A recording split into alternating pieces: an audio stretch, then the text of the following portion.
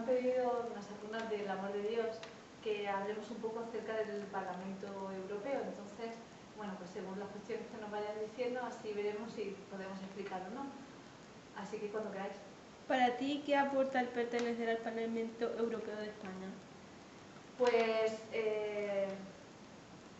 ni más ni menos que el hecho de estar en el órgano representativo por antonomasia, la Unión. Quiero decir, el Parlamento Europeo es el órgano que representa a los pueblos de Europa.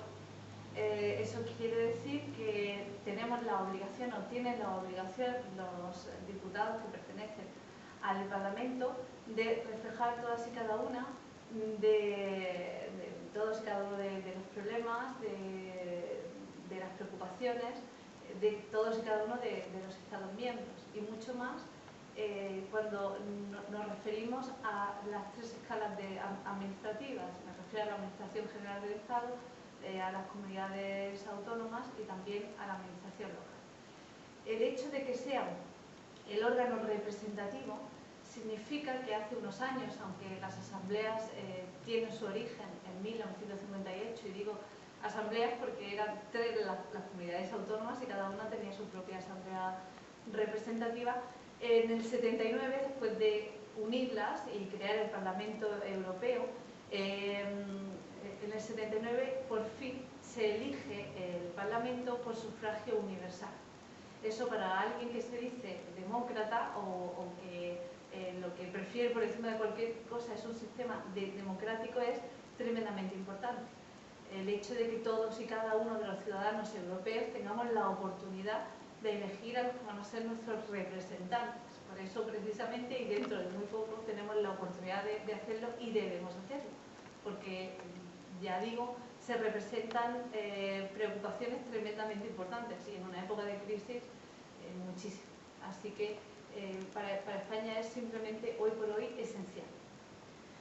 ¿Qué cosas positivas recibe España por formar parte del Parlamento Europeo? Bueno, pues la primera cosa tiene que ver con lo anterior, el hecho de estar representada. Tengamos en cuenta que España estuvo muchísimos años absolutamente olvidada del mapa mundial.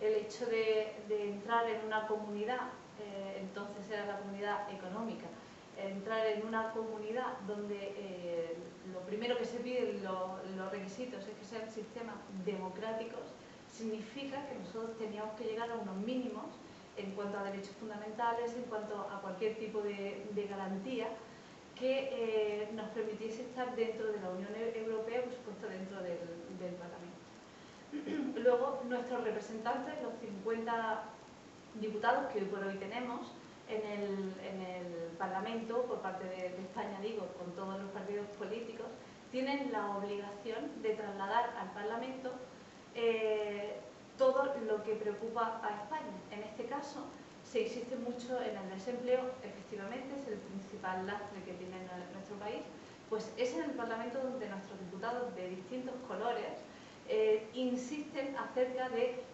la necesidad de que los fondos estructurales, los fondos de cohesión, el Fondo Social Europeo centren sus esfuerzos en la creación de empleo en Europa, pero también en España, y eso quienes lo hacen son nuestros diputados, y son precisamente los que a lo largo de los años han conseguido que esos fondos llegaran a España, y que España, siendo durante mucho tiempo un objetivo 1, recibiese ingentes cantidades de dinero para el desarrollo agrícola, para el desarrollo formativo, para el desarrollo educacional, para el desarrollo de infraestructuras, de transporte, de cualquier cosa.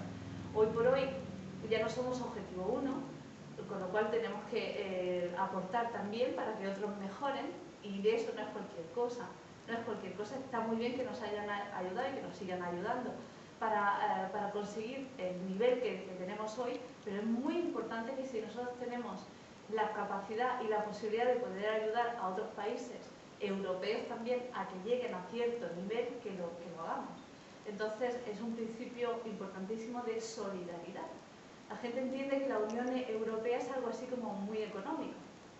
Cuidado, estamos en plena crisis y esa es la parte de la Unión que sobresale por encima de la demás, pero la Unión se crea para que no vuelva a haber guerra en Europa y por supuesto para insistir en principios como la igualdad, la libertad, la solidaridad. Todo eso se consigue con bienestar económico, pero con otras muchas cosas más. A eso nos ha ayudado Europa y nosotros tenemos la obligación de seguir ayudando a Europa y que Europa nos siga ayudando. ¿Sabes cómo beneficia en educación y cultura el Parlamento? Pues hombre, los beneficios siguen su proceso, ¿no? Y es que en el Parlamento, en los órganos de funciones, es el Parlamento en pleno y luego unas comisiones, que unas son permanentes y otras son temporales. Entre las permanentes hay 20 y en una de esas 20 hay una de educación y de cultura.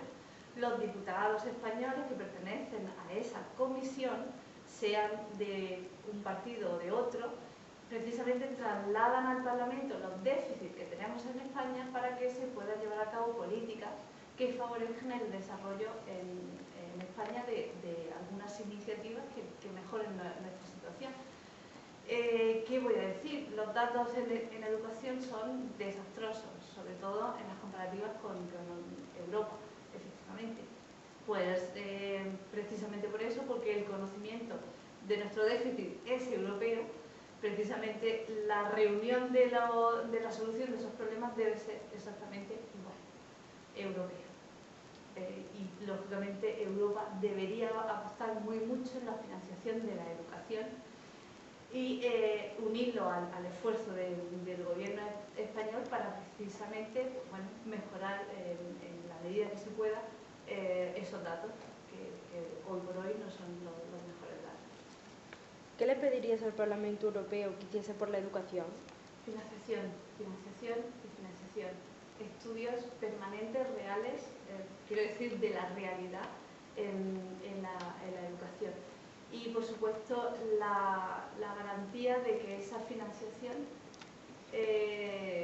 pues se lleve, sobre todo, a la mejora en los recursos públicos, o en este caso semipúblicos o concertados, pero que por supuesto, los fondos de cohesión, los fondos estructurales que puedan de algún modo insistir en ese sector, precisamente porque todos somos muy conscientes y es algo muy manido ya, pero es verdad que una población sin educación es ni más ni menos que un desastre futuro mayor. Es decir, no tiene ningún sentido cualquier otra cosa si no se apuesta por la educación. Ahora mismo Europa es verdad que da la impresión de estar muy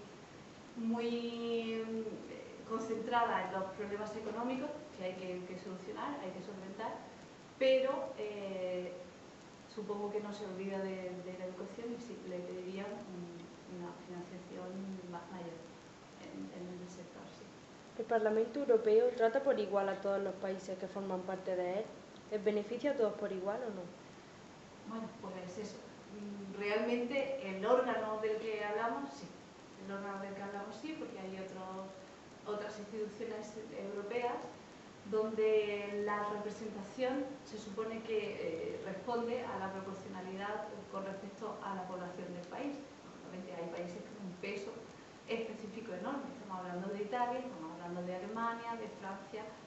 España no está mal situada junto con Polonia, pero tiene que ver directamente con su población. Y las malas lenguas dicen que es por su poder económico, ¿no? Bueno, en el Parlamento no es así, porque la representación es absolutamente transversal. Es decir, que la representación es de partidos políticos, o de grupos políticos, mejor dicho. Entonces, en el Grupo Popular hay diputados de España, de Francia, de cualquier país europeo. No hay una sobrerepresentación de ningún Estado porque la naturaleza representativa del Parlamento no responde a eso. En el Parlamento sí hay igualdad entre los Estados miembros. En las demás instituciones pues, tendríamos que hablarlo en otro apartado.